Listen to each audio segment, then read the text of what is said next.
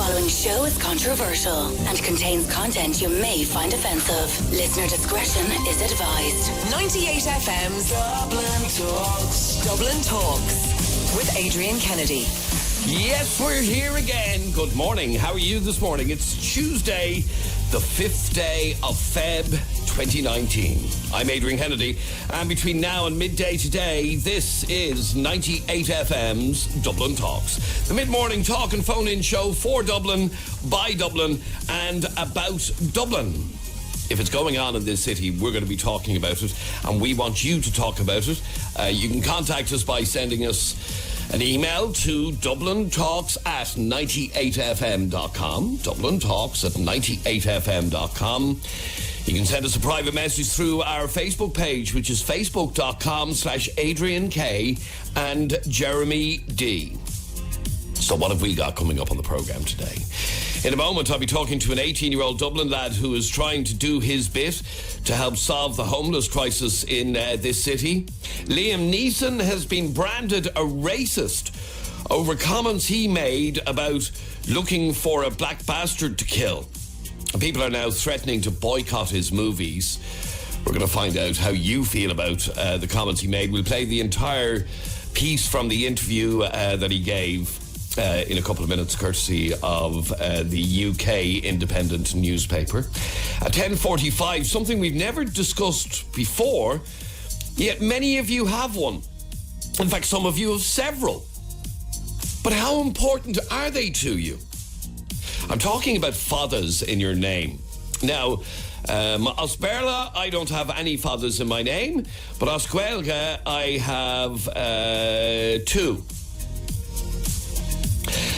How protective are you over your fathers? I know, for example, my own son, Sean, he uses his father whenever he can. And on his social media, everywhere else, he has the father over the A in Sean. But for lots of people, they don't even bother anymore. And also on the programme this morning, we'll be hearing from a heartbroken girl whose mother has serious health issues but is continuing to smoke and has been branded selfish. All that and much more between now and midday today. It's a busy one. As always, this is 98 FM's Dublin Talks with Adrian Kennedy. Now, if you want to get in contact with us, you can send us a WhatsApp or text message to 0877 98 98 98. And as you've noticed recently, for people who aren't available to actually come on the phone, you can send us a WhatsApp voice message in reaction to anything that you hear on the programme. And you send it to 0877 98 98 98. It's very easy to use. You just go into your WhatsApp, you start putting together a message and you record it. And it's simple as that. We get it and then we play it. Couldn't be any simpler. Now, first off on the programme today, normally on this show, when we talk about 18-year-olds, it can quite often be highlighting negative stories. But this morning I'm going to talk to a young man who does something that most young people couldn't care less about. We heard about Jamie's story over the weekend and thought his story deserved to be told, and he deserves some recognition. Jamie Carroll is an 18-year-old volunteer with Homeless Mobile Run. The non-charitable, non-government funded organisation provides hot meals, toiletry, snacks and provisions for the homeless of Dublin. Now, the part of the story that got us was what happened last year in August when Jamie was supposed to be celebrating his Leaving Cert results and his 18th birthday. We'll find out in a moment exactly what he did that day. Jamie, welcome to 98 FM. Hi, how are you? Good, thank you. Welcome to the programme. Now, Jamie, tell me, how did you and why did you first get involved in Homeless Mobile Run in the first place? So last February, I do with my van, so last February she seen a post on Facebook for they're looking for volunteers. So she asked me to go up, so she cooked the lasagna, I brought it up, and then we went in together, so she would serve it out and then I was there as well. So, it kind of opened my eyes to reality of the homelessness and stuff. So, I couldn't see much of it on Facebook, but when you go in you hear the people's stories and all, so, Okay, so you say it opened your eyes to homelessness. What was the first thing that you learned? So I seen kids as young as newborn and then up to like 13 years old, and then there's adults, male, women. So I wouldn't think that there was children looking for food. So that's what opened my eyes at the start. Okay, so you were shocked that there are kids actually looking for food because of their homeless situation. You'd obviously never thought it was that bad. No, I wouldn't think it's that bad until I actually went in. So you got involved then in the homeless mobile run. Tell me exactly what you do then. So we do a soup run on Grafton Street just outside Dunn Stores. So we do it on a Wednesday and a Sunday at 8 o'clock. And we'd have like hot food, toiletries, snacks, teas, coffees, and sleeping bags, tents. So if anyone is in need of a sleeping bag or tent, they'd come up to us and we'd give them as they need them, you know. And I know there are many different groups providing similar services. How busy are you when you're out? So on a Wednesday, we'd see up to about 200 people, and Sunday is our busiest. We'd see like 350 people. And those 350 people are looking for food, are looking for sleeping bags, are looking for help, basically. Yeah, and they just want someone to talk to because they wouldn't have, anyone to talk to, And how does... that must be very difficult for a young fella like yourself to see the harsh reality of homelessness. Yeah, it is, yeah, but sure. Once you get in, you can't stop going in, So I've been doing this since February last year, and I enjoy going in each week. So you do it every Sunday? Yeah. And last year, you were awarded the Garda Youth Award. What was that? It was only last week, actually. Oh, last week? Yeah. Sorry, my apologies. I got it. It's from Kildare Guards. So one of the teachers, Tom Noon, put me up for it. So it's for all the help I do in the community. So it would be like the homeless run and stuff like that. So I was at an award ceremony last week or the week before, and I got awarded that award. Wow, very good. That must make it all worthwhile, does it? It does, yeah. Now, you've also done courses which have enabled you to better understand what some homeless people are going through. What have you learned? So I done the mental health first aid course, which basically gives you a good knowledge on how to talk to people that are dealing with mental health and try steer them away from the fact that they're going through a tough time. Just try to talk to them as you would your friend, So, which you're obviously learning to do.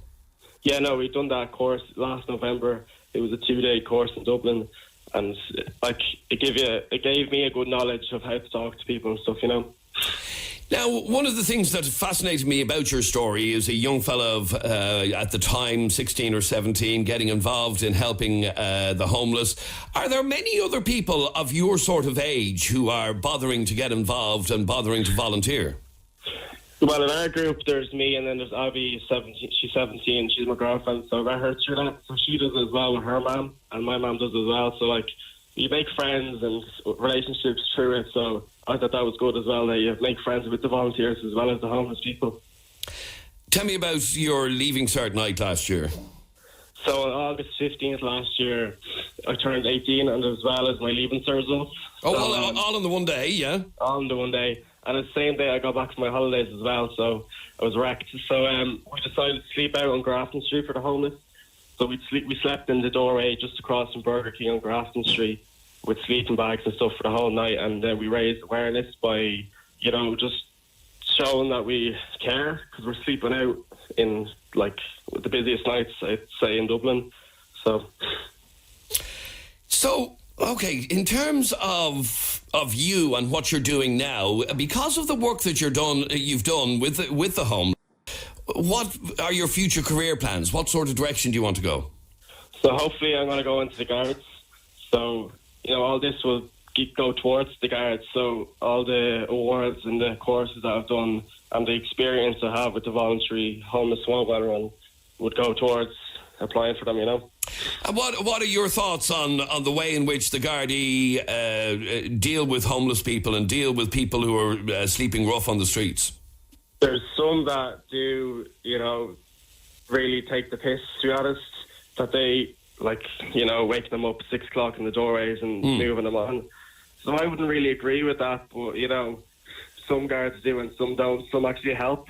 Some provide services and stuff to go to and would give tea and coffee if anyone was in need, or blankets or something. So they'd help a lot with the families as well, the So families would, if they couldn't get a hostel, they'd be sent to a guard station. Mm-hmm. So the guards would give, obviously, the families blankets or whatever they needed, tea, coffee, snacks, whatever. Now, okay, so there is a bit of an issue with certain Gardaí and the way in which they deal with them. Yeah, definitely. Okay. Now, you've set up a GoFundMe page. What is it? What have you set it up for and why? So on January 16th, I started a GoFundMe. So it was a Wednesday night. I went in and we ran out of sleeping bags. And there's a photo where I put on the GoFundMe actually of one of the homeless people. We had no sleeping bags left, so we had to cover him in jackets, anything that would keep him warm. So I thought we have to get sleeping bags. We need funding for this, so we don't get off the government. So I decided to start the GoFundMe, and I think we have 2,600 now. And it's been covered by a lot of articles on Leinster Leader, RSVP magazine, etc. Okay, so I'm on GoFundMe. How do I find your page? So if you see, I have it through my Facebook. So if you go onto my Facebook, Jamie Carroll Comiskey, and you scroll down, I share it every day, so you'll see it. It's going to be the first thing that pops up. So when you click into that, it can give you a donate button, or you can read the updates. So I put updates now and again of how much we've raised and what we're doing now. So there, I think it was last week, I work in Tesco. So we went into Tesco, we bought €411 worth of sleeping bags. So, and then the other day I also got €297 worth of sleeping bags. So that they all actually flew out. So okay, now I'm looking at the actual GoFundMe now, and it's quite easy to find. You go onto GoFundMe.com and then you search for Sleeping Bag Donation Appeal.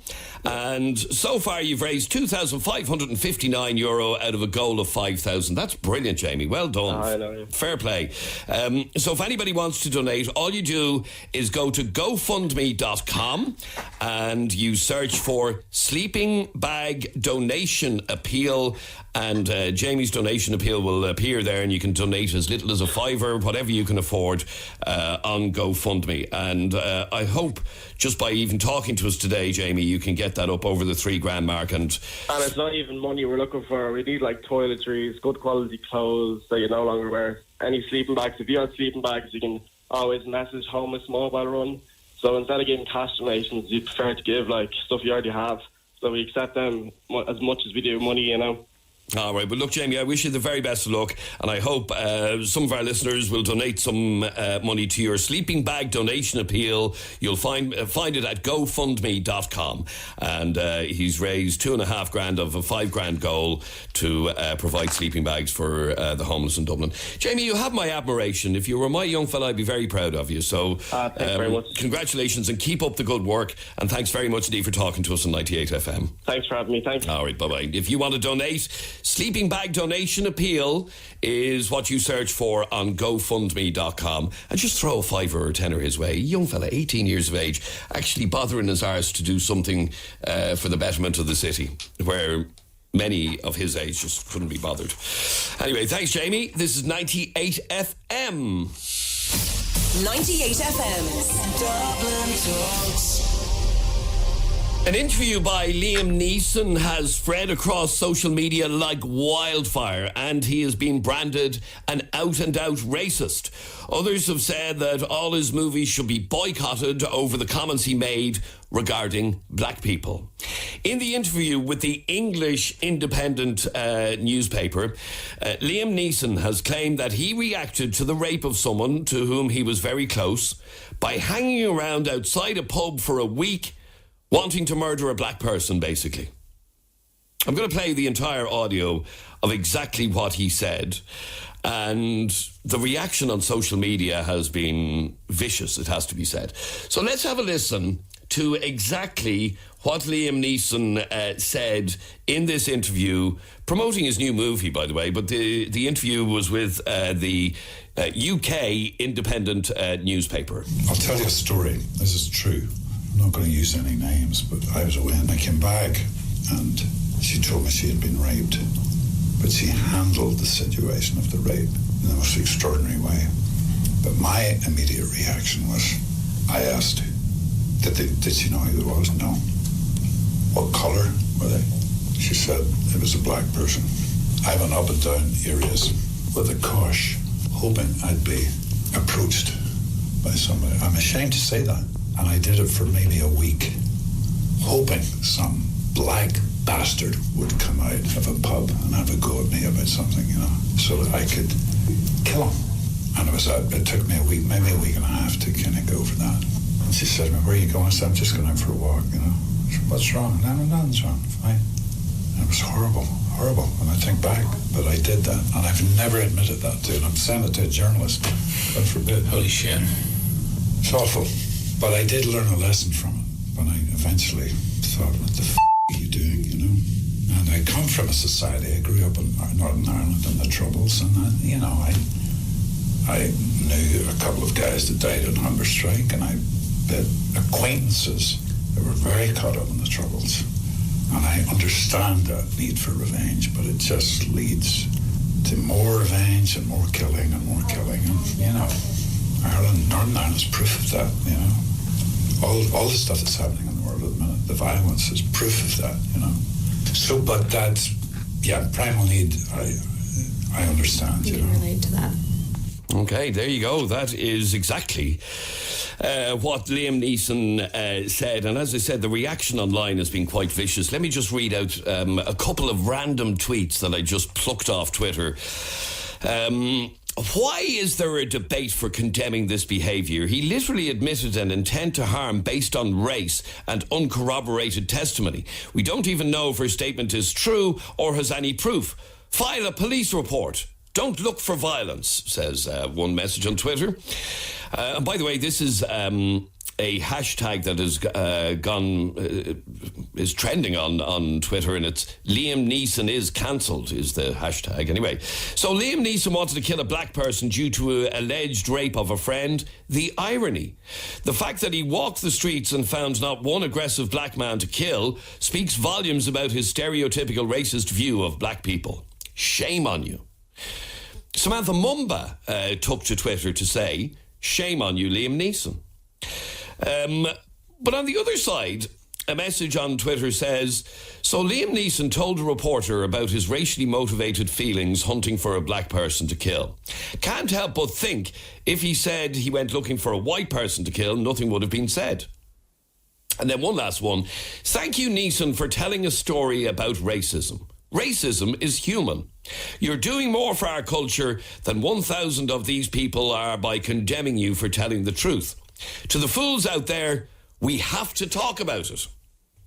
And we do have to talk about it, and we'd like to talk about it. And I'd love to hear from you on 6797 981. You can text or WhatsApp the programme 0877 98 98 98. 0877 98 98 98. You can text or WhatsApp your opinion to 0877 98 98 98, and you can also send us a WhatsApp voice message on that same number. Lisa, I'll take your call straight after the break.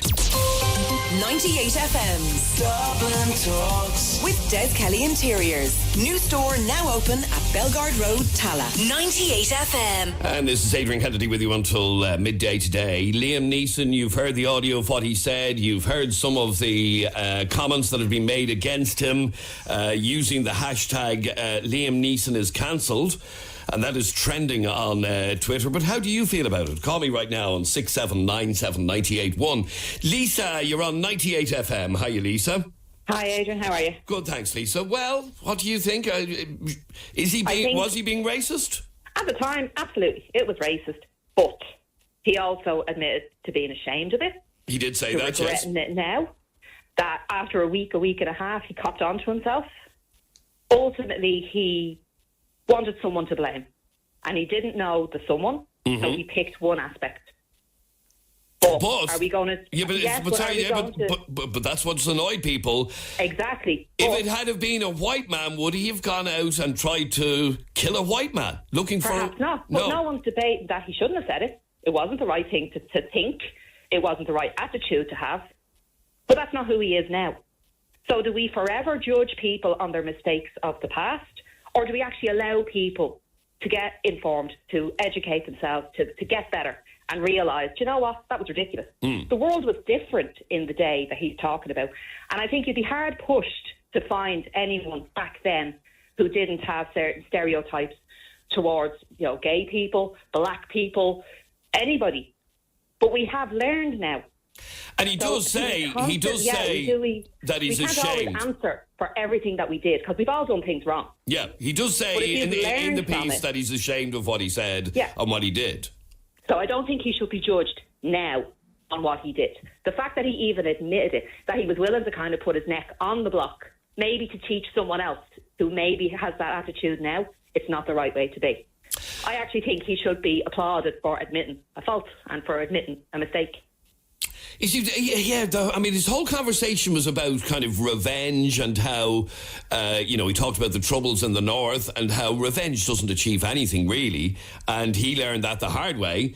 But his revenge was a little bit different in that he was going to exact his revenge on a black person.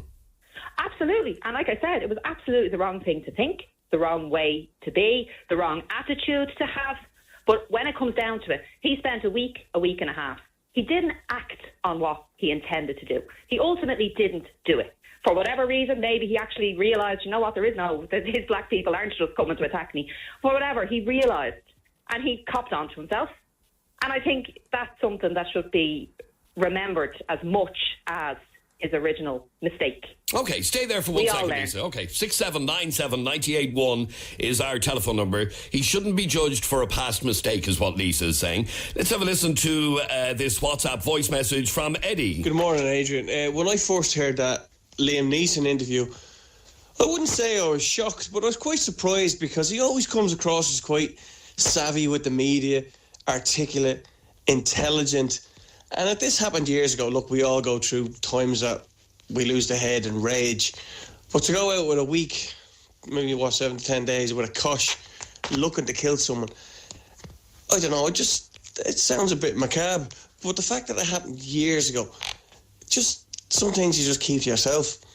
It definitely won't help his career. I mean, we live in a generation now where he'll get castigated more than the person that actually committed the rape, It definitely obviously won't help his career. But it'll soon blow over because, as I said, we live in a time now where the next scandal will come along and he'll be forgotten about. But I just can't wait for his next film where he actually punches a black dude. The memes will be going around like crazy. All right, there you go. Thanks very much indeed, Eddie. And Nolitha is in Ashburn. You're on 98 FM, Nolitha. How are you? I'm fine, thank you, Adrian. How are you? Good, thank you. What did you want to say on this? I am just thinking it's very silly that people are looking for things that have been happening a long time ago. I'm sure he has come to like and work with black people along the way, and for something like that to have people now being so worked up about something that happened a long time ago, I think it's really... Okay, so as a black person yourself, you haven't taken offence by it. You don't see it as... Okay, well, obviously it was racist, but you're agreeing with what Lisa was saying, that he shouldn't be judged on something that happened such a long time ago. No, it was a long time ago. I mean, who hasn't said something stupid when they were upset? Like, I am not... I'm still when I see his movies, believe me, because I think that's very silly, yeah. Okay, so you certainly won't be cancelling Liam Neeson. You won't be boycotting his movies or anything of the sort. Do you think people are too quick to judge then? Well, today's people are just looking for anything really to kind of like judge people on, and of course they are very quick to judge. I mean, imagine if he was to find somebody then, and how would he have regretted that if he found that person and had killed him then? And he was not even the right person, All right, stay there for 1 second, Alita. Let me read this message on WhatsApp, and it says, he's an idiot. He's around long enough now, and with today's climate, he should have known better. He's at the height of his career, and now he's fecked, says Paul in Dundrum.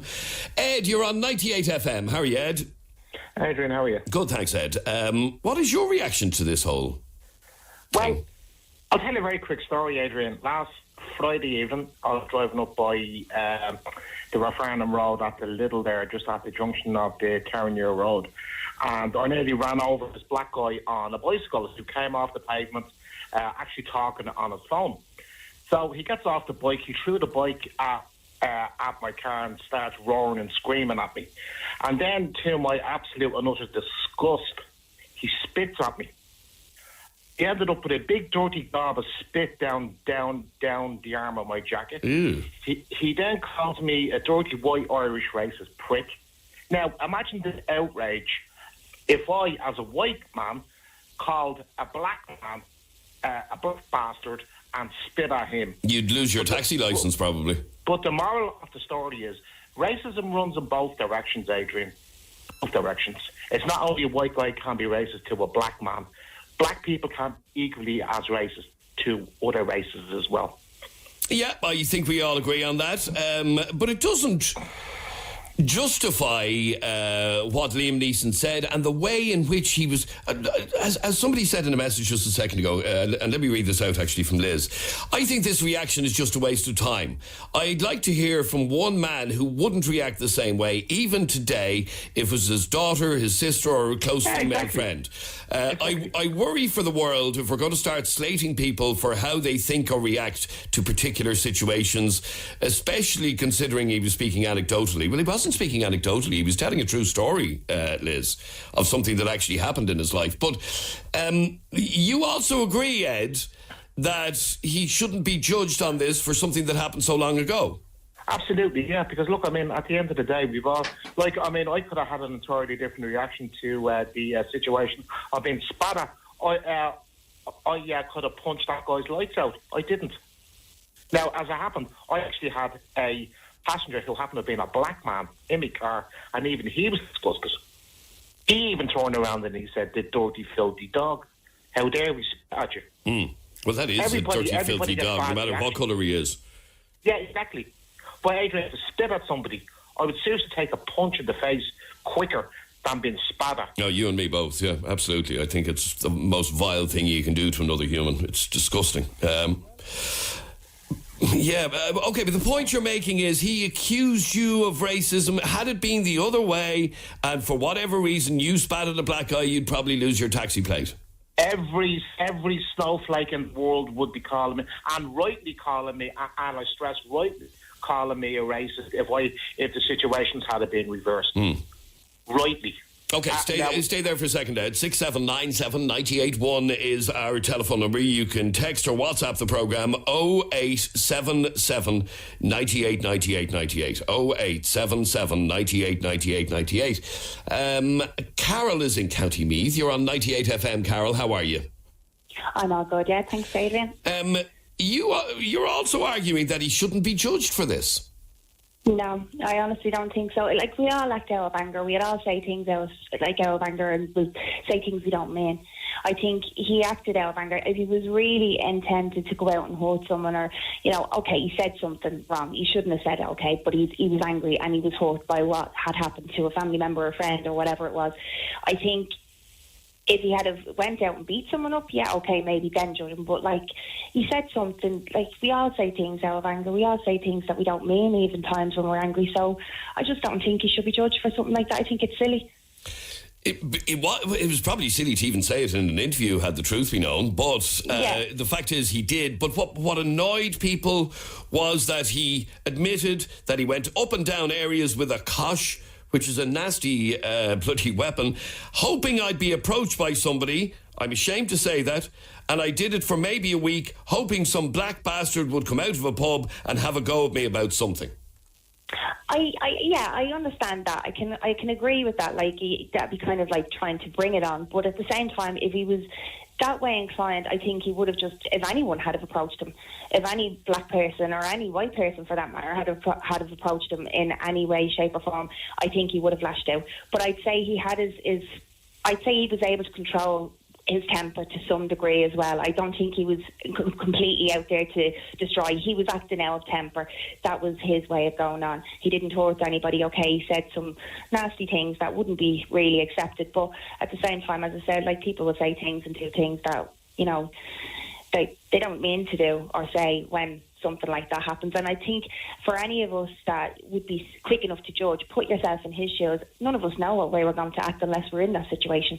No, I agree. But would you want... Okay, so you hear a friend of yours God forbid, has been raped by a black person, would you go walking up and down the streets looking for a black person to kill? That's what he said. I personally wouldn't know. But as I said, each and everyone to their own how they deal with it. Like, he didn't hurt anybody. I think if he was set out to hurt someone, you can say that you were. He could say, oh yeah, I wanted to go out and I wanted to hurt this person, and if someone had have approached me, I would have, beat him up, or I would have done whatever. He would probably went out with the bat looking for someone to approach him. But genuinely, if he was that angry, and I think he would have eventually went out and actually hurt someone if he was really going to hurt someone. I think his anger was to say the vile things that he had said, and I think in a situation where he was, that was him just venting. Now, I don't agree with the baseball bat. I think that in himself he could have brought on trouble himself.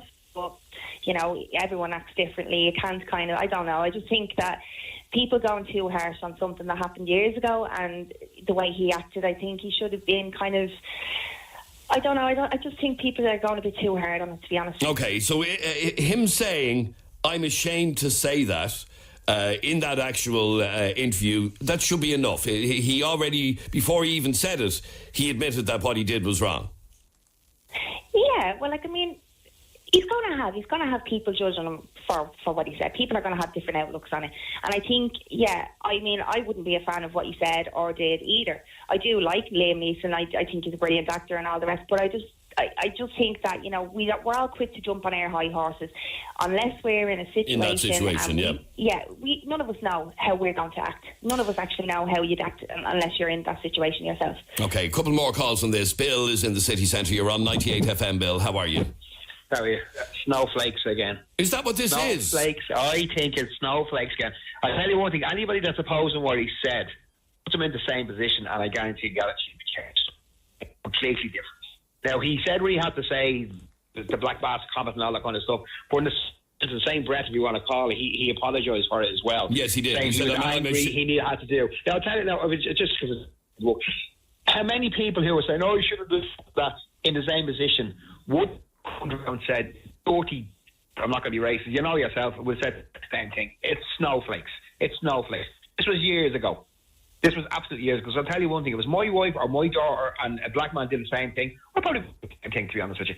I'd probably say the same thing. I wouldn't go looking for just a random black person. I'd go, that black person. Sorry, your line is... your line is cracking up there. Piers Morgan has compared his remarks to the Ku Klux Klan, saying that they're extremely racist. Is this still Piers Morgan even being a snowflake? Well, it's the Piers Morgan. To be honest with you, because I don't.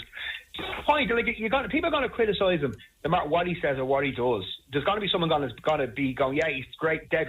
Oh, he's wrong. But I just personally think it's just the whole generation all over again. All over again. This happened, when it happened, but it happened years ago. But anybody that's saying he shouldn't have done this, shouldn't have done that, put him in the same position, and I guarantee you, 9 out of 10 would say the exact same thing. They would. And whether it be a black man or a white man or a yellow man or a bleeding alien, it makes no difference.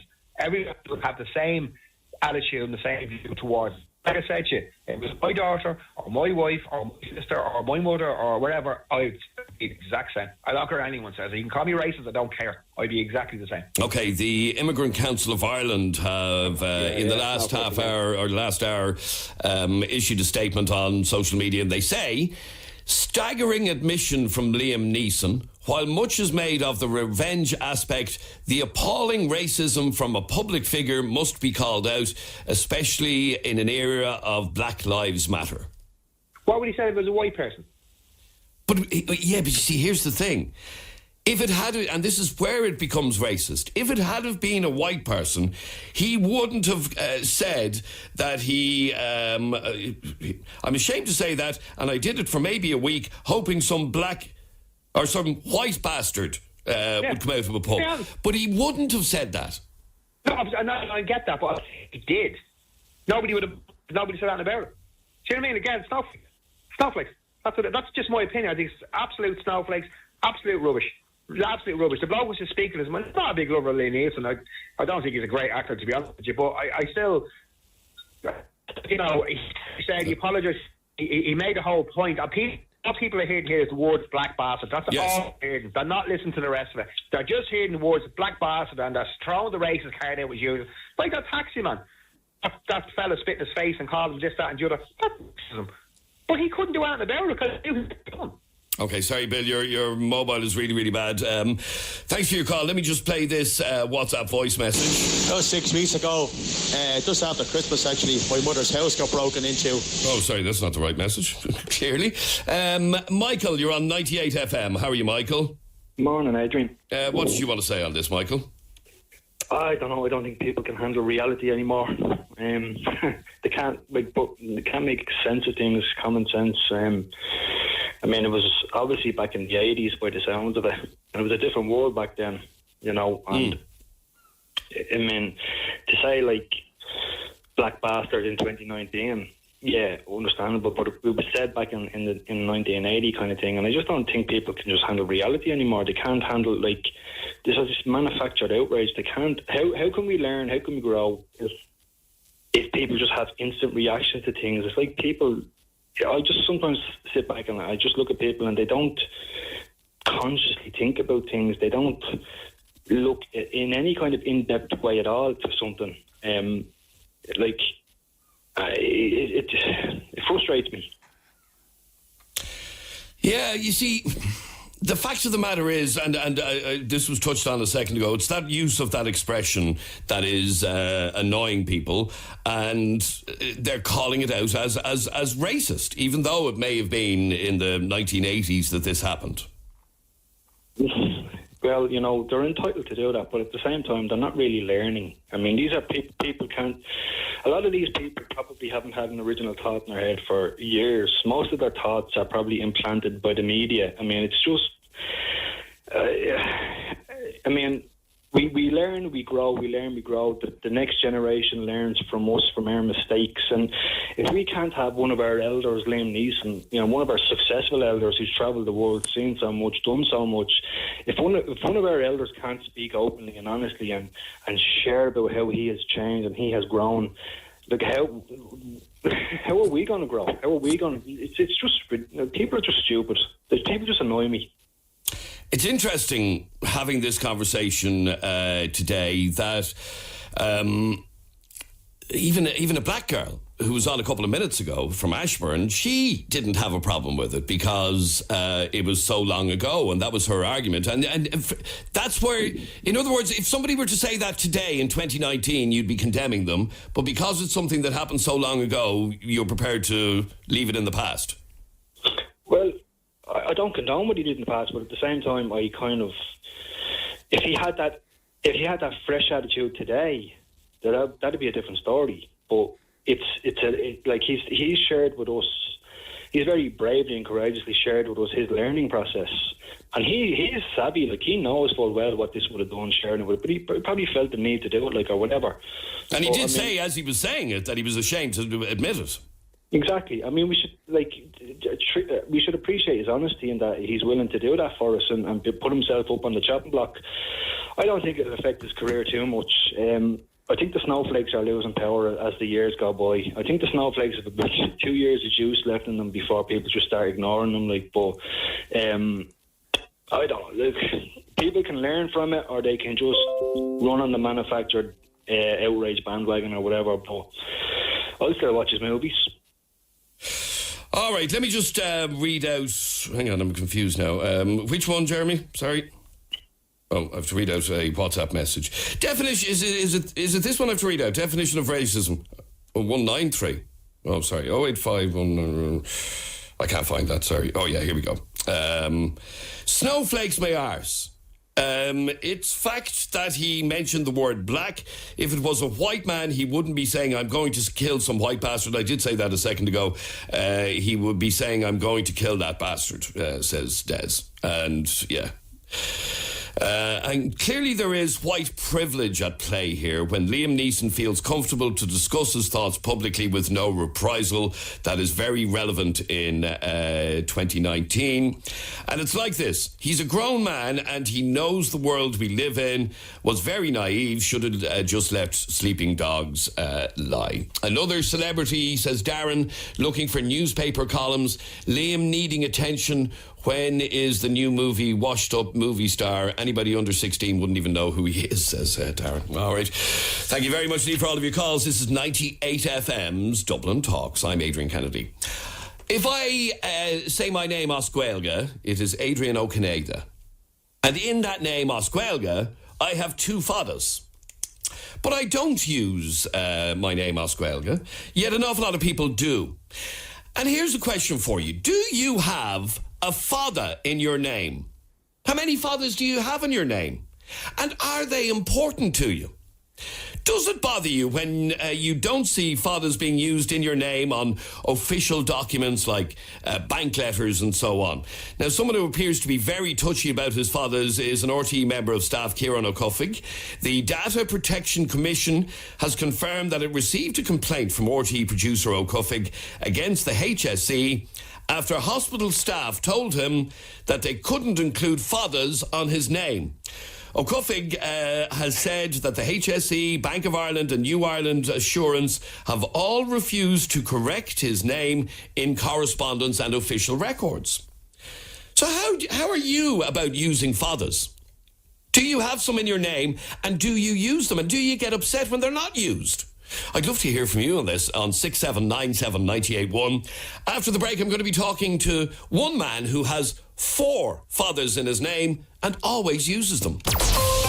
98 FM's Dublin Talks with Des Kelly Interiors. New store now open at Belgard Road, Tala. 98 FM. And this is Adrian Kennedy with you until midday today. Our telephone number is 6797 981.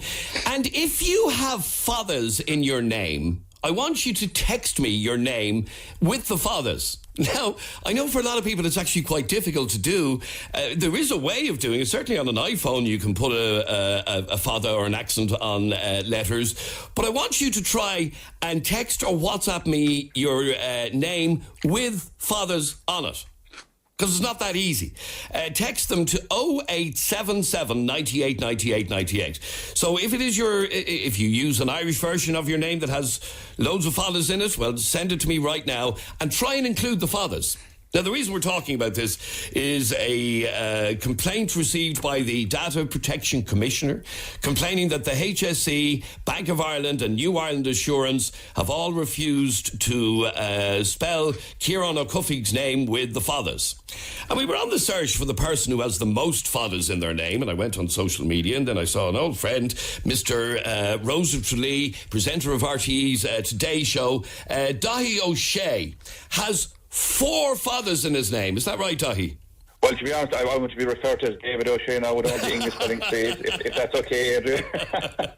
Yes, I use the R for the ITH, I for the O for the SE father, so I put in all the fathers. And it's something that I've always done. Yeah, like there are 2 different ways, I suppose, of looking at this. I suppose if you're going down the legal route, people are certainly entitled to have their names, especially when it comes to any government bodies and so on and so forth. But when you go down that road, it becomes a very, very serious conversation. And but again, because your name, Dahi O'Shea, has, like you said, a father over the A, over the I in Dahi, and then the O, and then the E in Shea. You know, it's a lot of fathers. But I notice on your Twitter you have it with all the fathers. Do you use it all the time? And do you get upset when it's not used? Yes, I use it all the time because, for example, an A and an A father, they make 2 different sounds. Yes. Say that the A father goes, oh, that's where the O comes from. The same with the Shea part of it. The E father, that's what makes the A part of it. The word father means long, and I think it means that it brings that vowel out, it kind of elongates it, so it goes from an E, it's a funny thing, then I father sounds like E, but it kind of makes it sound a bit longer. But to answer your question, yes, I do use them all the time. Do I get upset when I don't see them on different things? I don't. to be honest, because like it really just doesn't bother me. I know you would have lots of people saying, "Oh, it should," or it's all personal. To me, it doesn't bother me. Like they say, I'd often have a T missing in my name, the Dahi part of that. To mind to get the A fathers and I fathers, the T, it's D-A-I-H-I, for some reason it comes out. But no, I don't get that upset about it, to be honest, Adrian. Okay, now, for example, if you're presenting on television and, there's titles going across, will it be spelled properly with the fathers? Oh, 100%, yeah. That should all be done properly, I think. Again, it's a personal thing. If you're a person who doesn't get upset about it, then there's no problem. But I think, say, when it comes to credits on the TV show, for example, in my own case, certainly. And but if I got a lead card, I think that there were people talking about that a few weeks ago. If the fathers were missing, that wouldn't really bother me, to be honest. Okay, now I know my own young fella, his name is Sean, and it has a father, and he has always used the father, goes to great lengths. But by the same token, I know other people called Sean who probably don't even know there's a father in their name. Yeah, that's it. And funny, I remember I was thinking about this morning, Adrian, when I got your text. And I was in Croke Park last year. I was last year or the year before, and there was one of the minor teams. And there was this very funny-looking name, and this is how it was spelled. And it was Meehaul. And I said, Jesus, what's that? And it was Mihal. Oh, right. Right. And like my own young fellas called me Hall, and we spell his name I for the C-H-E, A for the L. So, for example, then I was thinking about it, and if you don't put in these fathers, you're going to get an anglicised version of the original name. So I wouldn't like to see that happening either. So I think we need to be careful, and I think the fathers really kind of should be protected. And again, it's down to a personal thing. Your name is very, very personal to you, and if you feel about it, by all means, go for it. All right, interesting. D-A father, I-T-H-I father, O father, S-E father. Thanks very much indeed. And just one final message for you, Dahi, before you go. Will Dahi be peed off when the Dubs beat Kerry this weekend? Ask him. Listen, do you know what? I was only watching the 1982 final there the last day when Kerry were going for 5 in a row and absolutely beat them. Seamus Derby goal and everything. Oh my God, I can't wait to take you down. You see how we're playing at the moment. It's going to be a great crack. And to be honest, I was a Kerry fella. If the Dublin team go on to win the 5 in a row, you know what? I'd wish them all the best because they're a fantastic team. Yeah, all right. I'm never going to say that ever again in my life, okay? It's on record. With you over a pint or on the radio. Dahi O'Shea, thanks very much indeed for talking. Go to me. Bye. There you go. Dahi O'Shea has 4 fathers in his name, and he likes to use them. He uses them regularly, and he thinks it's important. Doesn't get upset when they're not used. But do you have a father in your name?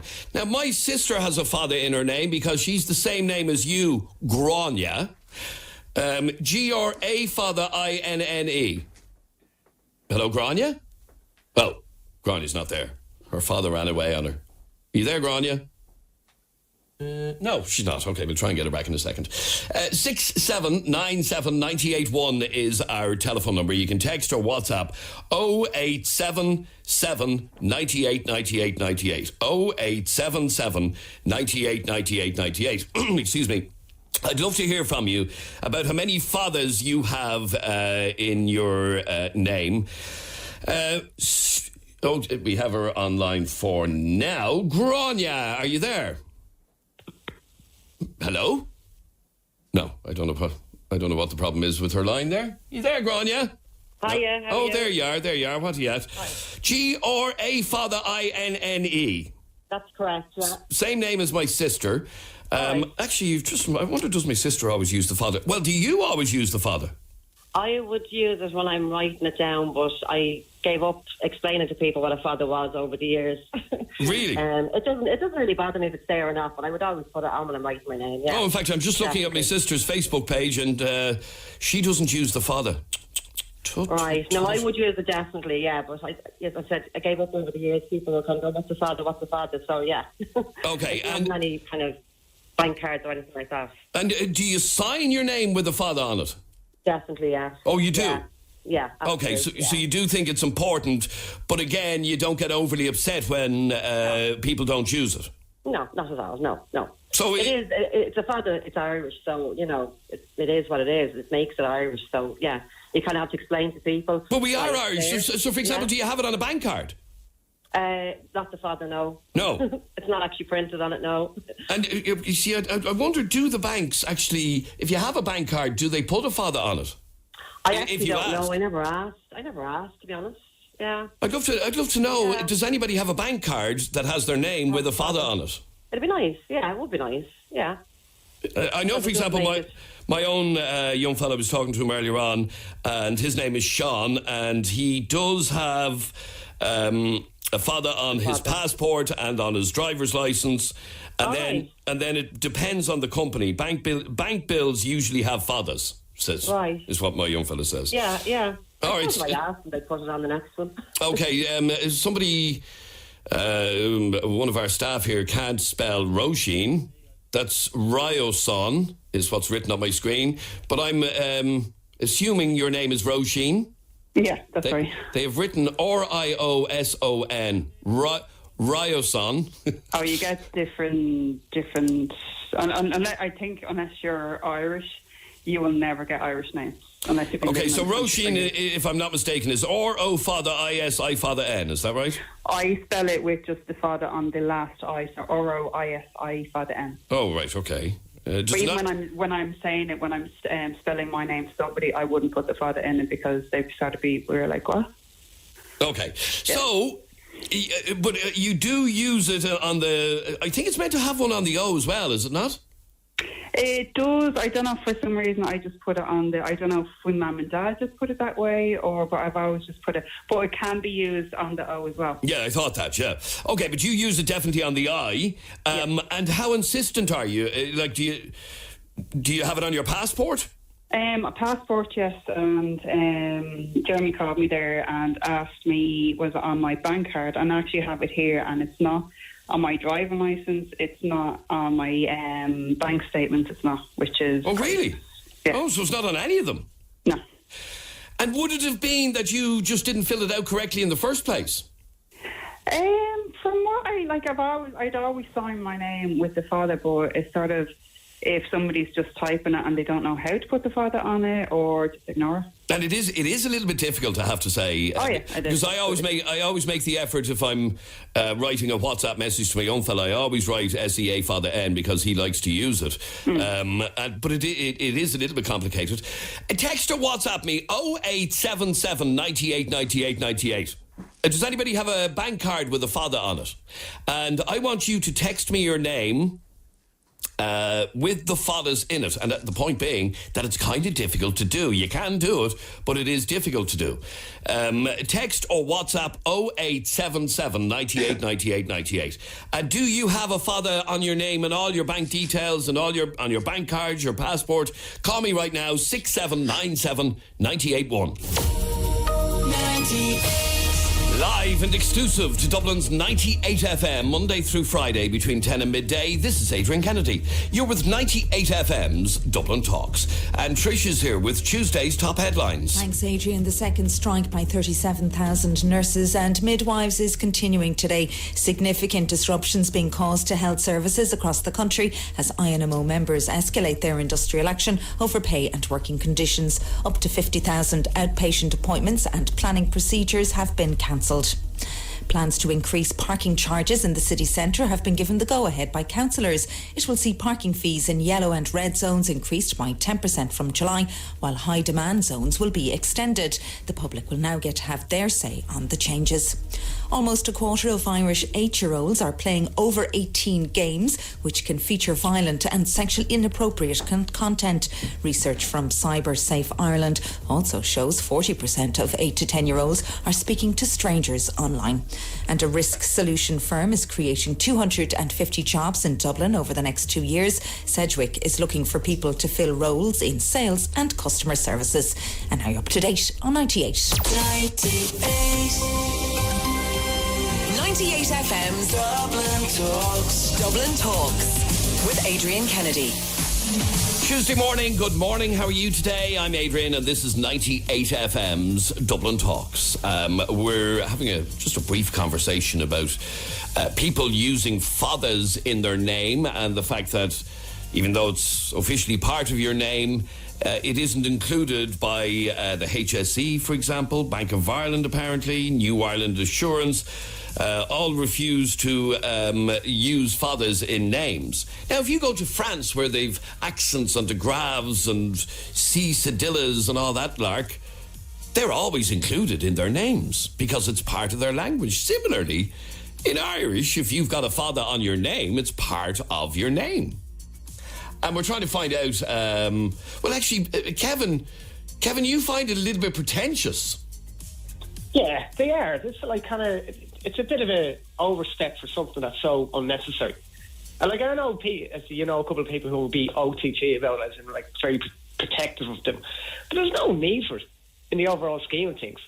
Hang on, Kevin, I've already given the example in the French language. They've accents and graves and C cedillas and blah, blah, blah, blah, blah. They are all part of the language. But this is the thing, Adrian. They use our national language. We don't. We never have. It's only starting to get regeneration in the last, since TG4 came along. But we've never used the national language. Okay, so hang on for 1 second. My young fella's name is Sean, okay? And it's S-E-A father N. And if you take off the father, that's reads Sean. as Cian. Because the father is to make the R sound. Sean. But if you're speaking in an Irish phrase, if you speak, I don't know where you're getting that from. If I say the word S-E-A-N, it's Sean. That's just because you know it. But S-H-A-U-N, it's Sean. So S-E-A father N still says Sean. No one sees the father, and if they do, they ignore it. So there's no need to get OTT over something that's not going to change how the average person sees S-E-A-N. That's seen. See, it doesn't say Sean. It doesn't say Sean. So you mean if you see the words? Okay, say for example, Dahi O'Shea, we were talking to a couple of minutes ago. Right. His second name. His second name is O'Shea, S-E father. Now, if you take the father off that, it says O-C. But O'Shea can also spell O-S-H-E-A. Yeah, but that's not how he spells it. He spells it Oscuelga. But are you trying to pronounce S-E-A-N in Oscuelga? Or are you trying to say it in English? Like if someone came up to you and said, you're at a passport check, and they gave you a passport and says S-E-A-N, and he says, what's your name? Sean. No, it says Steen. That's silly. Okay, stay there for a second. So you find the whole hang-up about fathers a little bit pretentious? Yeah, and people who on social media who change their English name to an Irish name. Like I've missed people that I know on social media because they've changed their actual name into Irish. It's a bit pretentious, it's a bit needy. It's a bit needy? It's just a bit like, why you change your name to something that no one really, the majority of people don't understand what it means in Irish. Yeah, okay. Stay there for a second because Martina lives in the UK. You have fathers on your... Well, not in the name Martina, I assume. Yeah, there is one on the I and the surname. Oh, is it? Which was, yeah, there's a surname on there's a father on the last I in Martina. Oh. There's also an extra I in there because you have your Quail.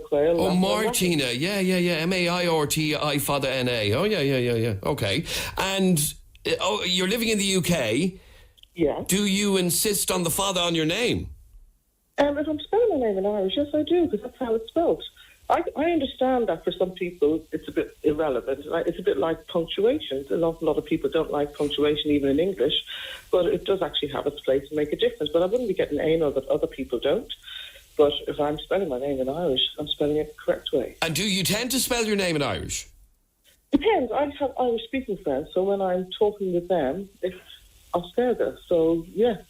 Okay, so say, for example, your bank statement, is it spelled M-A-I-R-T-I father N-A?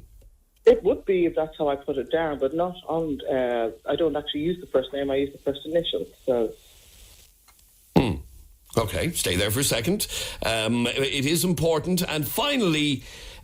Tracy, your two children have fathers on their names, and it's important enough to you to make sure it's on their passports and everything else.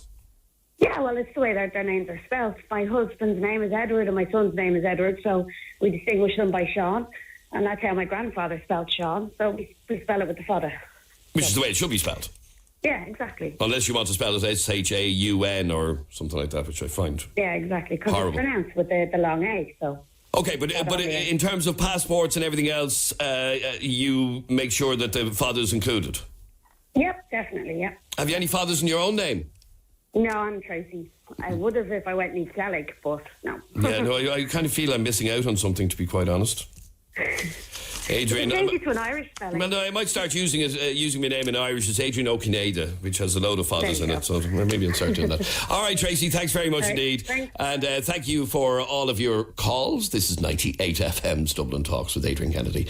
And as you can hear from many people, the fathers are actually very important. 98 FM's Dublin Talks. Call 6797 981. In Kimmage on Sunday, over 100 people marched to oppose the proposed route of the Bus Connect F-Spine, which runs through the Kimmage area. The protest was organised by the Lower Kimmage Road Residents Association.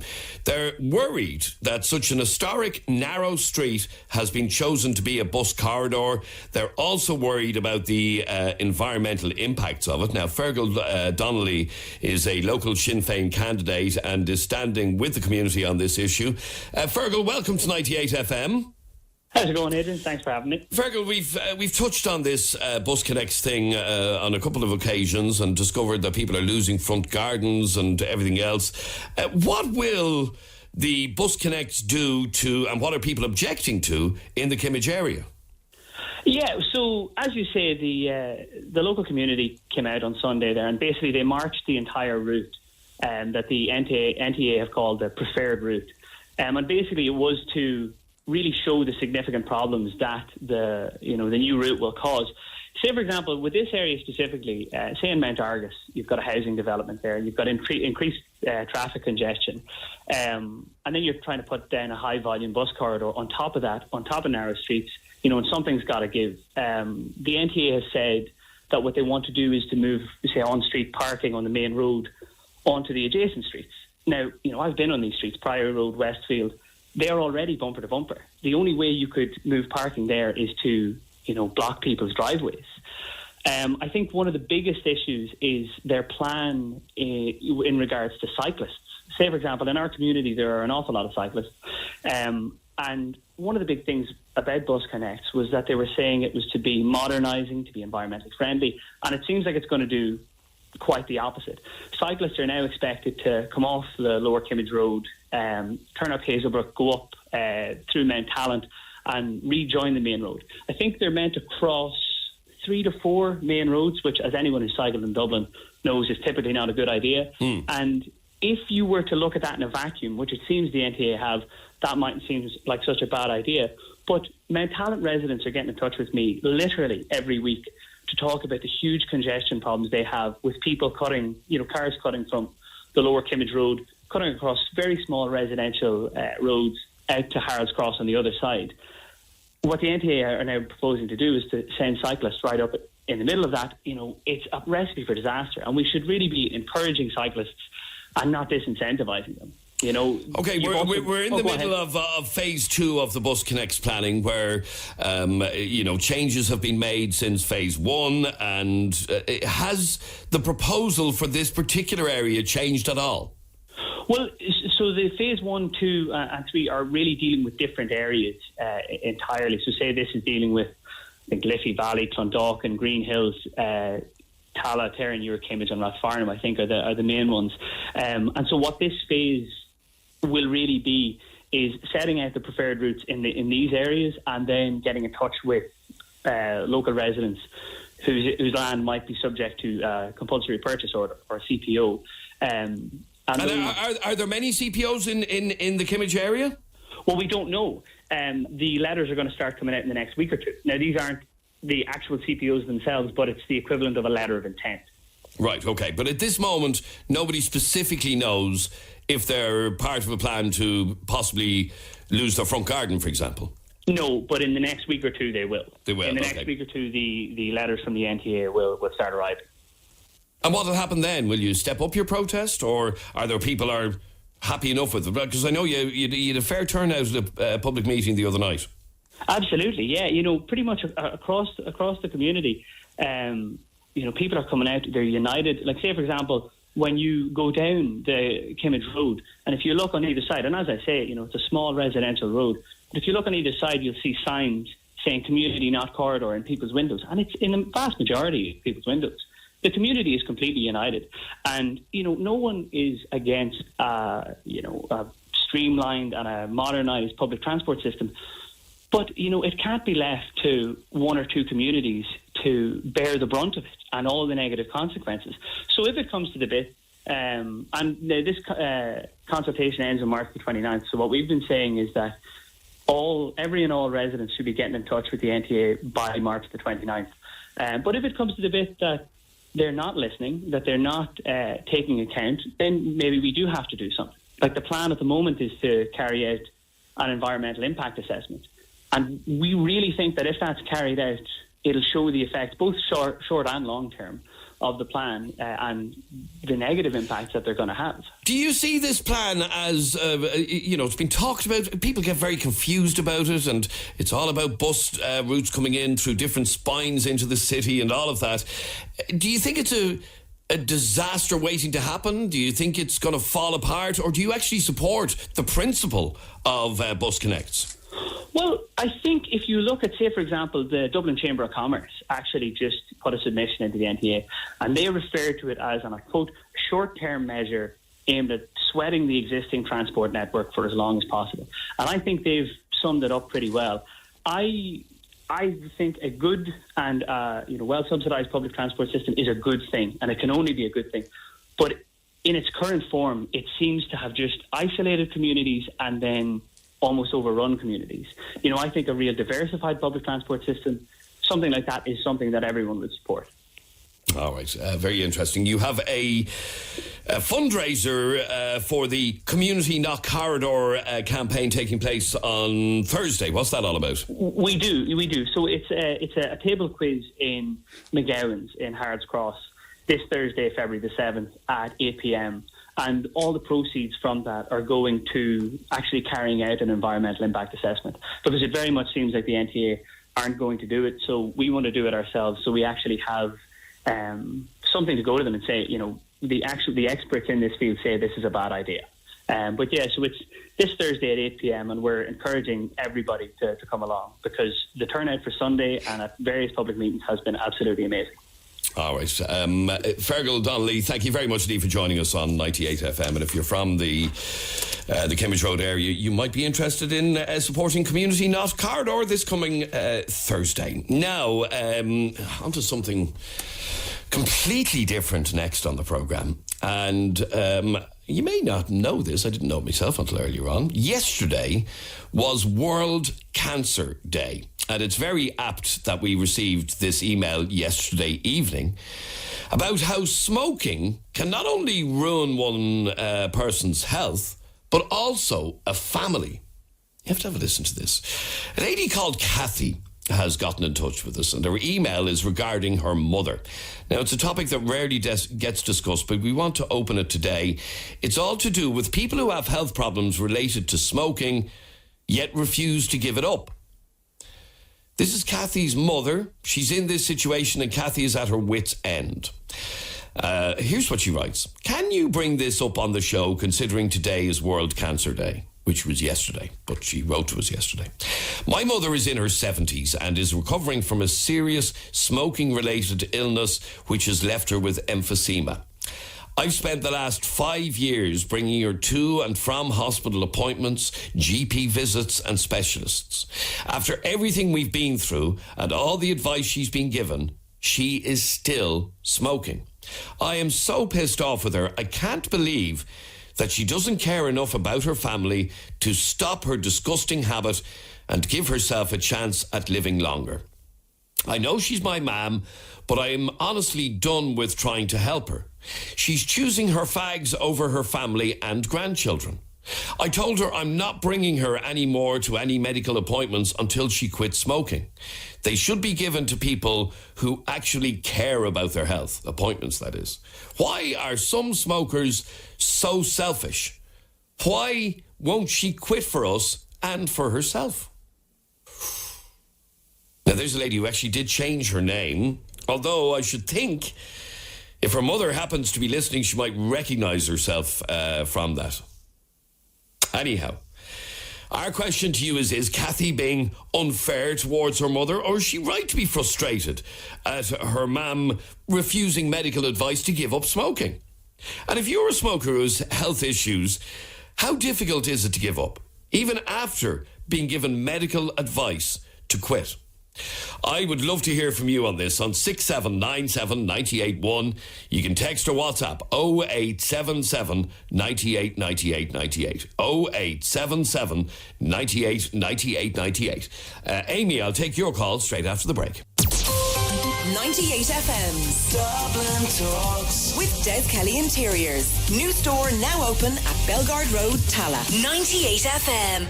All right, so you heard the message that I read from Kathy. She's at her wit's end, basically, with her mother. Kathy has spent the last 5 years bringing her to and from hospital appointments, GP visits, specialists, everything else. And everything we've been through and all the advice she's been given is to give up smoking, but she's still smoking. Kathy went on to say, I'm so pissed off with her. I can't believe that she doesn't care enough about her family to stop her disgusting habit and give herself a chance at living longer. I know she's my mam, but I'm honestly done with trying to help her. She's choosing her fags over her family and grandchildren. How do you deal with that? Well, that's her question. Call me right now on 6797 981. Text or WhatsApp 0877 98 98 98. You can also, if you can't either get through because the lines are hopping on this already, you can send us a WhatsApp voice message to 0877 98 98 98. 0877 98 98 98. Amy, you're on Dublin's 98 FM. Hi, Amy. Hi, Adrian. How are you? Good, thanks, Amy. What do you want to say? I think it can be very unfair. My nanny got diagnosed with emphysema and COPD nearly 10 years ago. Mm-hmm. And, she gave up the smoke. She had the willpower to give up. But her health has deteriorated something severe since then.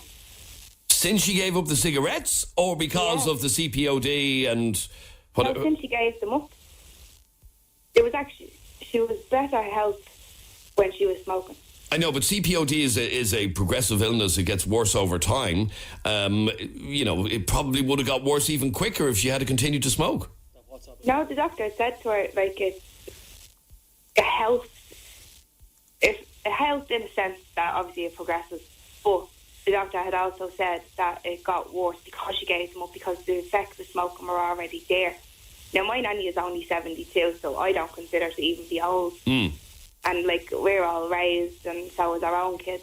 And she's at home, and she's suffering. She's in and out of hospital every couple of months for antibiotics and steroids and oxygen and everything. And it's sad watching her go through it, but I don't even know how to describe it. It's heartbreaking watching. But the difference here is, Amy, that she did take the medical advice and she did give up smoking.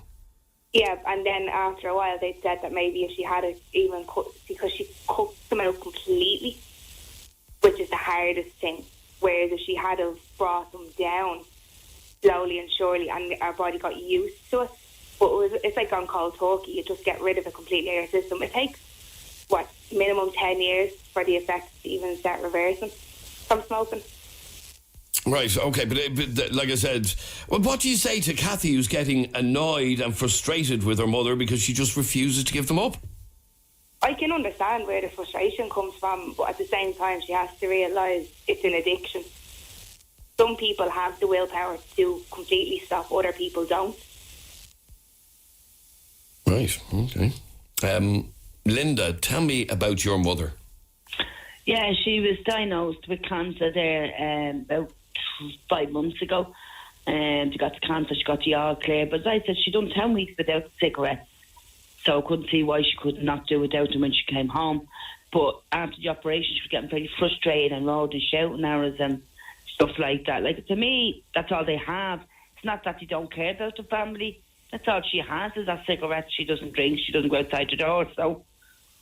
So her cigarettes are her company almost? It is her company. She gets very frustrated if she hasn't got a cigarette, to smoke. And how did she cope in the hospital? They had to put patches on her. Could she not do that at home? No, she wouldn't do it at home. We tried. I mean, I'm a carer and I go to hospital all the time, and I'm back and forward to James to beat the band every day and trying to see her and that. And she said, I'll give them up. But she never. I think I forced her to frighten her, but when she came out, and I didn't frighten her. She said, look, the damage is done, and it's not that I don't care about your family. My family, I do care about my family, but the damage is done, so no more they can do. And does it upset you when you see her smoking? Oh, it does. It upsets me terrible when I see her smoking. I mean, that's like a warning to her. You know, will the cancer come back? We don't know if it's going to come back or not. You know? And she's only got one lung, is that right? She's only got one lung, yeah. She doesn't like, it's not that she doesn't care, it's a little comfort in the end of the day. That's all she has. You know, it's like about me, like if I was a drinker, I'd have to give up the drink. And can you understand why this lady Kathy is a little bit upset with her mother? Well, she's actually quite angry. Yeah, I by the can sounds understand that girl, Kathy, because I know I was in the same situation. If I back and forward to hospital to beat van, back and forward again. But at the end of the day, that's all our mother has, is not that she doesn't care about her family. That's a comfort to keep her going. You know, it means I don't know how old that woman is. My mum's 78, so like 78 is a good age even to live. Do you know what I mean? Like smoking, she's not going to give them up for nobody. Yeah, this lady is basically saying that all the medical advice that this woman has been given has been to give up smoking. She has emphysema, and obviously smoking doesn't help. She's had other smoking-related illnesses, but she continues to ignore the medical advice that she's been given, and that's why this lady is getting frustrated. Same as my own mum. My own mum got the medical advice as well, but she said it's all right for them. They're not getting frustrated without a cigarette at home. They don't smoke, but you can understand that they're at an age now. They're not going to give them up the way they look at it. The damage is done. What's going to turn back around? If they give it up, are they going to get worse? Which they would get worse, because my mum went through hell after her operation after 10 weeks, and there's the withdrawals from the cigarettes. So even though you'd like to see her giving them up, you understand how she hasn't? No, I could understand if she get them up. I'd love her to give them up. But when I see my mum going through withdrawals off the cigarettes, I had her back and forward to the doctor, and one of the doctors told her it was withdrawals for the cigarettes. All right, stay there for 1 second, Linda. So she doesn't get bothered by the fact that her mother continues to smoke and she's living with just one lung and she's had cancer. Mick, you're on 98 FM. How are you, Mick? Hi, Joe. Good morning to you. Good morning to you, Mick. What did you want to say? I think it's a very selfish attitude there.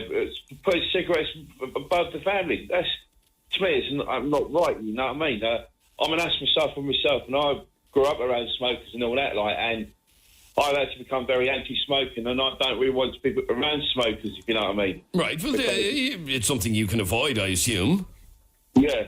Well, I live with a non-smoker anyway, so that's an advantage, but like I say, when I go visiting family and all that, there's cigarette smoke around me and all that, and I try to avoid it. You try to avoid it? I try to avoid it, yeah, because I think it's a horrible smell. Okay, well, you heard Linda say that, you know, much and all as she might like her mother to give up the cigarettes, it's all she has, really, and it's her little comfort. And, you know, why would you be getting angry with her for that? Like I say, you only got one life, Adrian, at the end of the day. And, you know, there's cigarettes is harming her and all that. Like I say, I can understand where Linda's coming from. It could be her only comfort and all that. But at the end of the day, if you want to live a long, prosperous life and all that, you may need to give up the cigarettes. But Linda, your mum, what'd you say, she's 78? 78, as that chap said, you've only one life. So what happens if you don't smoke? You still get cancer one way or another when you take sick in hospital. Yeah, but you're increasing your chances of developing it if you smoke. Yeah, I can understand that. But I mean, the damage is done now. There's no turning back around now, is there? I mean, I could go to hospital tomorrow and tell me got forbidden with cancer. I wouldn't give up cigarettes, but. Oh, you wouldn't? So you smoke as well, do you? I smoke as well, yeah. But it's very hard, Adrian, to give up cigarettes. So sorry, are you telling me that, God forbid, if you went to hospital tomorrow and they told you you'd cancer, you'd continue to smoke? No, I would, yeah. Keep me going, yeah. Yeah, but I wouldn't give them up. It's very hard, Adrian. But that's what would be giving you the cancer in the first place. It probably already did, and over the years I wouldn't know. But that's all I have is my cigarettes and my job, my work, you know what I mean? So. Well, now there you are, Mick. If she found out tomorrow that she had cancer related to smoking, she'd continue to smoke. Speak to speak. Sorry, say that again? I'm speechless. Like, I don't know what to say there, to be honest. Okay, stay there. Linda, stay there for a second. 6797 981 is our telephone number. Text or WhatsApp 0877 98 98 98. Linda's just said she's a smoker, and God forbid she should find out that she's cancer related to smoking, she would continue to smoke. Let's have a listen to this WhatsApp voice message. Hi, I'd just like to say that my own father died from emphysema. He was a heavy smoker all his life. And even when he was in nursing home in the last couple of months, he used to unhook the oxygen, sneak in, have a cigarette, go back in and put the oxygen back on again. And I realised for him that it was complete addiction and nothing was going to change at that stage or make him any better. So who be it for me to decide whether he can smoke or not. Okay, I'd like to hear from you on 6797 981. You can send us a WhatsApp voice message exactly like that to 0877 98 98 98. If for whatever reason you can't take a call, you can send us a WhatsApp voice message to 0877 98 98 98. Where am I going now? I'm going to Nicole. You're on 98 FM. Hi, Nicole. Hiya, how are you? Tell me about your dad. A couple of years ago, he had a heart attack due to smoking. He got a quadruple bypass and he was told to give up smoking. He tried for a couple of months. He was doing great off them. He then went back on them because he was bored, he said. And then 5 years later, he was diagnosed with small cell lung cancer, and it was in his lungs, his esophagus, his heart, his hips, basically everywhere. And 6 weeks after his diagnosis, he died. Did he continue to smoke right up to the end? Yeah. Well, I think it was Linda, like your one said, the damage was already done, he kept saying, so there was no point in giving up. He was given 9 months to live anyway if he had given up, but he lasted 6 weeks. And do you never wonder, wouldn't it have been nice to have another couple of months with him? Oh, yeah, definitely. I mean, So is that not where some people are using the word selfish? Is that not the selfish part of it? Yeah, by right, if he wanted, in my view, this was now a year ago he died, so if he wanted to spend more time with his family and be there for, there's 2 grandkids now that he never got to meet. So if he wanted to be around, he should have given up smoking 5 years ago or 6 years ago when he had his heart attack and stayed off the smokes. So, he was being selfish. it's an addiction and all, but I mean, it's not something that you can't give up. It's not something that it's not something that you have to live with. You can't give them up. I gave them up the day he died.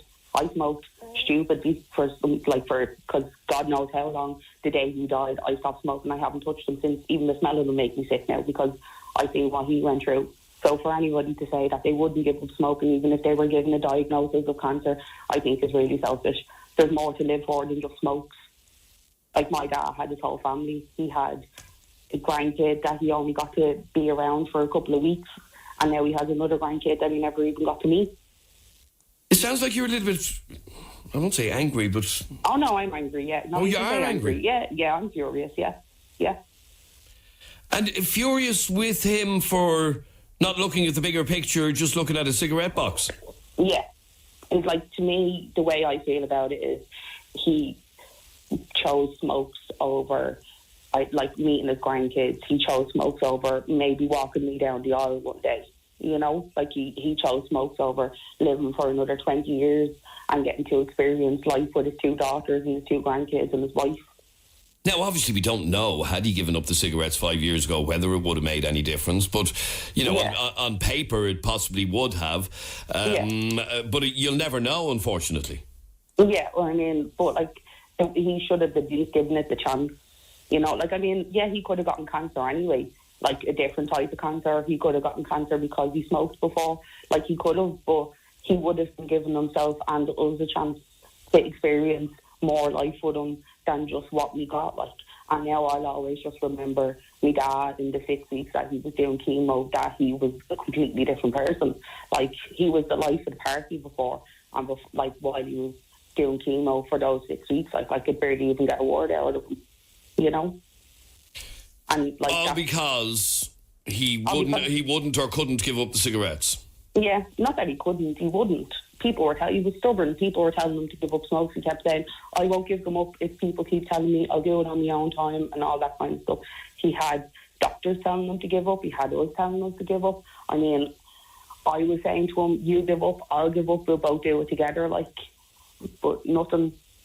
I told him. Your story is very like the story that we got in the first place. Yeah. From Kathy about her mum, and she's finding herself getting increasingly angry with her. She says, I can't believe she doesn't care enough about her family to stop her disgusting habit and give herself a chance at living longer. Yeah, well, I mean, completely understandable. If I feel the exact same way about my dad, he never gave us the chance to. I'm never going to have the chance to see my dad with his grandson, and I know he would have been the best granddad in the world, and I'm never going to get to see that because he chose to keep smoking, and that was his choice. And sadly, then your memories of your dad are his last 6 weeks, where he clearly went rapidly downhill. Yeah, he just didn't even talk. He couldn't even crack a smile because he was so sick. And that was all because of smoking, and that was all because he just was too stubborn to give up smokes when people were telling him to. But he just never saw past the box of smokes. He never saw what could have been. He just saw that he wanted to smoke, and that's how it was. And even in those last 6 weeks, he continued to? Yeah. I mean, it made him sick, and he would gag after a smoke, and he would cough his lung up after a smoke, but that didn't stop him. He kept saying, this is the only thing I have now, and I was just well, it's not really. There's 3 people sitting here in front of you that, you could be around for. I want you to imagine somebody like Kathy's mother or somebody like your dad is listening to us right now. What would you say to them? I'd say stop being so selfish and give up the smokes. There's more to life than smoking. It's not the only thing that you have in your life. You have your whole family. You've got probably kids that want you to be there. Think of it this way. Some people have the chance to give up smoking and be there for their kids' lives. My dad will never get to meet his grandkid or watch him growing up. My dad will never get to walk me down the aisle, and I'll never get to experience any of that either. That's very sad, actually. Yeah. All right, Nicole, I appreciate you sharing your story with us. Thanks very much indeed. 6797 981 is our telephone number. Text or WhatsApp the programme 0877 98 98 98. 0877 98 98 98. Martin, you're on 98 FM. How are you, Martin? I'm okay, thanks. How are you? Martin, you had your last cigarette back in 1996. That's it. And what made you stop? I didn't have an option. Could either stop or go 6 foot. And what was wrong with you? I had a triple bypass. Okay. At a young age? 40s. Oh, that's young, yeah. That's young enough for a triple bypass. And you were basically told, stop smoking. I went in one morning to the Mater, 7:30. The doctor came to me and she said to me, when did you smoke last? I said to her about 7:30. I was in at 8 o'clock. And she says, do you know you have smoked your last cigarette? I didn't have an option. And it was never an issue after that, because you could have started smoking again when you got out of hospital, but you chose not to. I tried it all right, but it didn't work. What do you mean you tried it? I tried it. Tried to smoke them again, but it didn't work. What do you mean it didn't work? I was getting lightness in the head. So I had to stop. Right. And you haven't smoked since? No. And do you feel the benefit of it? Well, I don't know whether I feel the benefit of it or not, but I don't smoke anyhow. So try and carry on the best you can. But I don't have any, what would you say, I don't have any against a person who smokes. If they want to smoke, they smoke, end of story. But there's some people can't go without a cigarette. They get agitated and give them a smoke and they're okay again. Mm. It's okay, the doctors tell you not to smoke, not to smoke, not to smoke. But if you go to see, and when they're on their break, you go to their canteens, well, it probably isn't now, but when I was, you went to their canteens and you wouldn't see one another with a fog of smoke. I can remember those days myself, yeah. But okay, you managed to get off the smokes, and 96, 20 odd years later, you are still here, basically. Well, this is it, yeah. This is it, but I don't have anything against the person having the smoke. All right, but if they've been told to stop smoking, if the medical advice is give it up. Yes, medical. It's easy for the medical crowd to say give them up, but it will say you were smoking since you were 20, right? And if you're living in the country and you don't have any, it's different here in town. You don't have any activities in the country, like, you know what I mean? Especially in the winter. Smoking is their only option. That's it, yeah. All right, and let me just squeeze in one last call on this, and that is Liz. You're on 98 FM. How are you, Liz? Hi, Adrian. Liz, you yourself are a smoker. Yes. And you've heard, for example, that lady a couple of minutes ago saying how she actually feels quite angry towards her dad that he chose cigarettes over a slightly longer life. Can you understand that anger? I can understand that anger, but listening to her, like, and God love her for what he went through, but if the cancer was that advanced already, I mean, would you rather him have them 6 weeks happy enough with himself having a smoke, or a prolonged...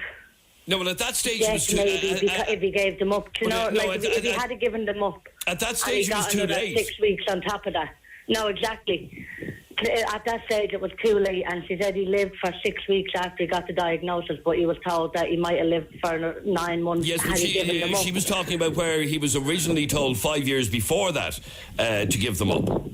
Yes, and I can see where the anger comes from there, but at the same time, I'm a live and let live person. I wouldn't condemn anyone for not giving them up, because I smoke myself. So, and if he felt the damage was already done, no, I think if it was me and I felt the damage was already done, I'd probably continue to smoke myself. So I don't know if I'd turn around and condemn somebody else for doing it. I can understand our anger. Have you ever been told, Liz, give up the smokes or you're going to die?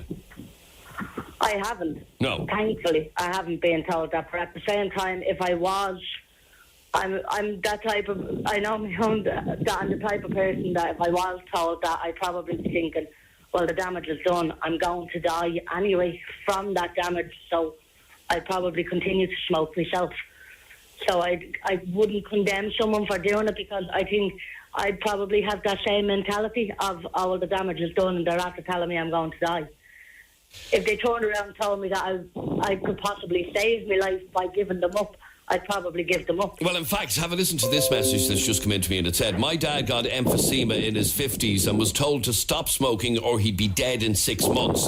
He gave up smoking and lived until he was 87.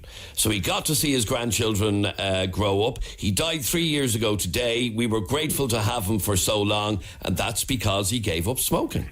And thankfully, I've been in that situation. My dad was the same. He had a heart attack over 30 years ago and was told, you give up the drink or the smokes, because if you keep doing both, it's going to kill you. And he gave up the smokes. All right, and very thankfully, good. I still have my dad. So, well, there you go. There you go. All right, one last message. My mother was told to stop smoking, or it would end her life. She was a smoker for 20 odd years and had lost one of her lungs. Again, was told to stop and didn't in the end. She put too much pressure on her one remaining lung and is now dead. Her lung couldn't take it, and it's now now that my mum's dead, we begged her not to smoke. She would refuse to give them up. I feel so hard done by that she's gone, all because she chose to keep smoking. And as you heard from that other caller a couple of minutes ago, the anger that she feels towards her dad because he just refused. Anyway, thank you very much indeed for all of your calls. This is 98 FM's Dublin Talks.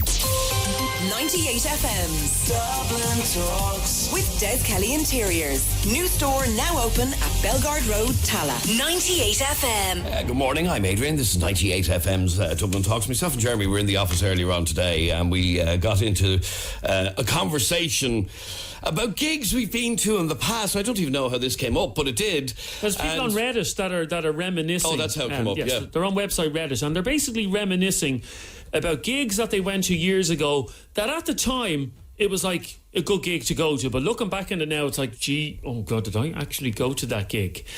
So we were thinking we wanted to hear from you to find out what gigs you have been to in the past that you paid good money to the gig, but now you're looking back in it and you're going, really, did I do that? Did I go to that gig? Okay, here we go. Hands up. Are you ready?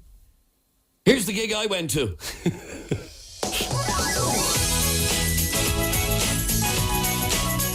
Back in the day, I went to see S Club 7 You did not, did you? in the Point, yeah. Oh, Lord. Now, here's the bizarre part about it, yeah. You enjoyed it? I enjoyed it, and I was in my 30s, so I was twice the age of everybody else who was at the gig. Now, did you have your kids with you at the No. gig? Oh, dear. Yeah.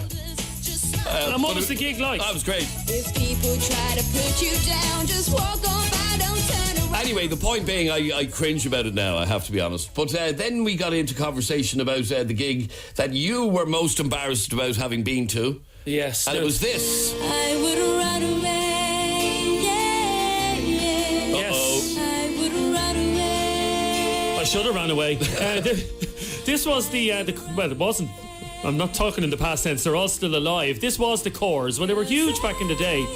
And one of the gigs that the Corrs played, they played in what's that boxing stadium on the South Circular Road? The boxing stadium on the South Circular Road. Is that what it's called? Well, that's the National Stadium. That's where they played the gig, and I went along to the gig, and I remember it was because I fancied one of the Corrs. But not all of them. No, not Jim. Didn't fancy Jim.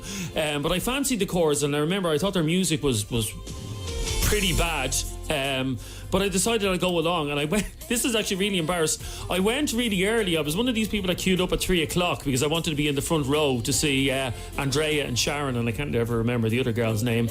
But there was me, Adrian, about 22 years of age, in the National Boxing Stadium, front row, standing right in front of Sharon while she was playing her fiddle. And I tell you, it was the best hour and a half of my life. Now, I didn't hear any of the songs. I couldn't tell you what songs they played, if the music was any good.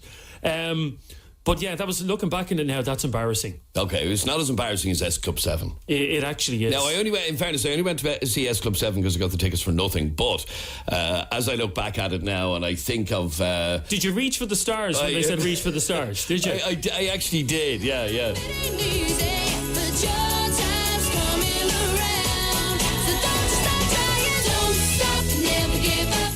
I still love that song, by the way. I don't think people are going to be able to beat the Corrs and S Club 7. No, I don't think so. Is there anything more? We've set the bar very high. Yeah, so we want you to text or WhatsApp us right now on 0877 98 98 98. 0877 98 98 98. We want you to share with us your most embarrassing gig that you ever went to. Now, we were talking, our Pat, who works on the show as well, was saying to us earlier that if the Corrs did a gig next week, they'd fill Croke Park or something like that. There's no way. Would they? Not at all, would they? Okay, let's have a listen to this WhatsApp voice message. Lads, the most embarrassing thing I ever done in my life was doing a strip when I was... Oh, not that one. Oh, okay, not that one. Oh, fair enough. I think he's talking about something completely different. Anyway, text or WhatsApp 0877 98 98 98. 0877 98 98 98. What was... When you look back at it now, you go, really, what was I actually thinking of? The most cringeworthy gig that you were ever at. Text or WhatsApp 0877 98 98 98. I'd love to hear from you. Lads, I am totally ashamed to say that the most embarrassing gig I ever went to... Oh, actually, can I really say that? Because you wouldn't walk on the same street as this fella nowadays. You definitely wouldn't. The person that Rita is most embarrassed about having seen is Gary Glitter. Now, for those of you who don't know who Gary Glitter is, Back in the day, he was huge. Back in the 70s, he was a big glam rock star. In fact, I wouldn't even play his song now because he's since he's a convicted paedophile and everything else. So I suppose looking back on it, it is fairly cringy to think that you went to see Gary Glitter, who, as I said, was eventually convicted as a convicted paedophile. So yeah, I can understand why you'd be embarrassed. Somebody else embarrassed about having seen Bon Jovi. And the message says, I shudder to think about it. Now, I know to that person, there are people who love the idea of seeing Bon Jovi, would still love to see Bon Jovi. My most embarrassing concert, says Danielle from Duleek in County Meath, was seeing Hearsay in the Point. Now, Hearsay won one of those talent shows back in the day, the kind of precursor to the X Factor, one of those ones. And they must have put on a gig. And it's, that's fairly embarrassing. In fact, Danielle, I just read out your text there. They must have only put on one gig, did they? It was literally... Because they didn't last very long. No, because Kim Marsh went to her acting career then. A very bad gig, I have to say. So hang on, let's. Let me remind myself of Hearsay. Yeah. Okay, there's the video for. Yeah. Oh yeah. Yeah, that's Kim Marsh from Coronation Street in Hearsay. After that song, what happened? As far as I remember, everything was finished and then, but I remember we were watching, I think it was Pop Stars, I think they were on. But as far as I know, I haven't even heard of any of the other singers since. Okay, that's very embarrassing now, I have to say. Was it even a good gig? Well, we only knew one song, so that wasn't a great one. A gig to see one song. It just seems so pointless. I was very young. All right, very good. Thanks very much indeed. Danielle, let's have a listen to this WhatsApp voice message from Emma. My most embarrassing gig I went to see E17 twice in the Point Theatre when I was a teenager, and then just a couple of years ago we went to see them again in the Regency Hotel. E17 played, I think it was the Christmas season in the then Regency Hotel last year or the year before. So it's embarrassing that you went to see them back in the day. It's even more embarrassing that you went to see them today. Shane in Ballyfermot, what's the most embarrassing gig you ever went to? New Kids on the Block. Oh. Yeah. Went with the girlfriend, thought it was cool. But I was about to say, Shane, back in the day, it would have been all right maybe for a girl to go and see New Kids on the Block. Yeah, I know, yeah. But you must have stood out like a sore thumb. No, actually, there was loads of people there. Really? Well, no, I know there was loads of people. Was there loads of lads there? No. No, that's what I said. No. You must have stood out like a sore thumb. So what's your favourite New Kids on the Block song? I can't remember. Or you're not prepared to say? No, I'm not. The Right Stuff was one of their songs, and Hanging Tough was another one of their songs. Yeah, I would my not. My wife now still gives me abuse over. I would not admit to having seen New Kids on the Block, but you just did. So. Yeah, I know. Yeah. Fair play to you, Shane. No problem. Good man. Bye. Now, talking of lads, before I go today, are you a Valentine's Day disaster? And I'm particularly aiming this at men. Well, if you are a romantic, if you have a disastrous romantic track record where it comes to Valentine's Day, which most of us have, let's be honest, I want to give you the chance to put it right. Because 98 FM's Dublin Talks is teaming up with the Radisson Blu Hotel in Golden Lane to treat you and your partner to an overnight stay next week on Valentine's Day.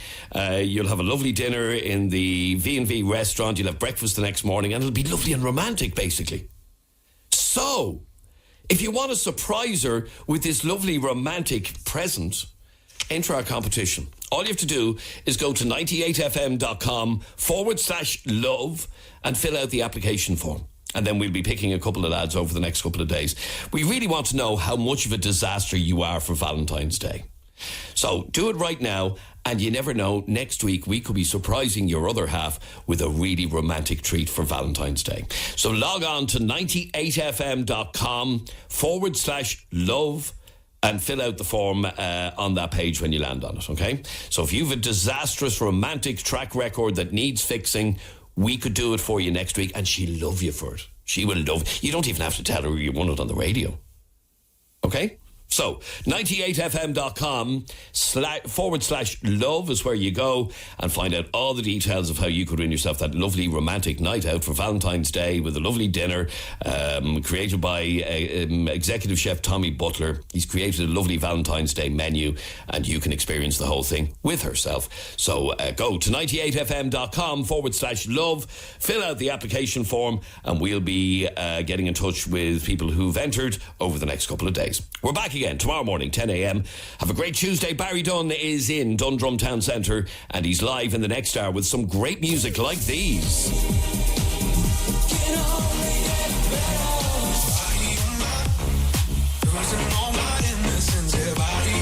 I'm not just a pretty girl.